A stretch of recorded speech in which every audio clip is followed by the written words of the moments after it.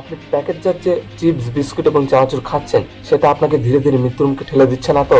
ঢাকা বিশ্ববিদ্যালয়ের সাম্প্রতিক এক গবেষণায় দেখা গিয়েছে বাংলাদেশের একটা প্যাকেটজাত খাবারও স্বাস্থ্যকর না। এক প্যাকেট চানাচুরে মিলছে সর্বোচ্চ ফ্যাট এবং ক্যালোরি, আর মাত্র 100 গ্রাম লজেন্সেই মিলছে দৈনিক চাহিদার চেয়েও দ্বিগুণ ক্ষতিকর চিনি। সব থেকে ভয়ঙ্কর ব্যাপার কি জানেন?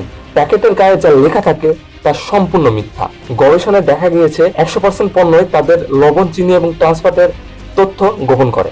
লবণের পরিমাণ কম দেখানো হয়েছে প্রায় 67% পণ্যে। ইউকে বা উন্নত দেশের মতো আমাদের দেশেও প্যাকেটগুলোর সামনে লাল সবুজ রঙের front of the pack labelling বাধ্যতামূলক করার সময় এসে গিয়েছে, যাতে এক নজরে চেনা যায় কোন খাবারটি ভালো আর কোন খাবারটি খারাপ। প্যাকেটের চকচকে চেহারা দেখে ধোঁকা খাবেন না। আপনার পরিবারকে বাঁচাতে এই ভিডিওটি শেয়ার করুন। স্টে সেফ, ইট রিয়েল।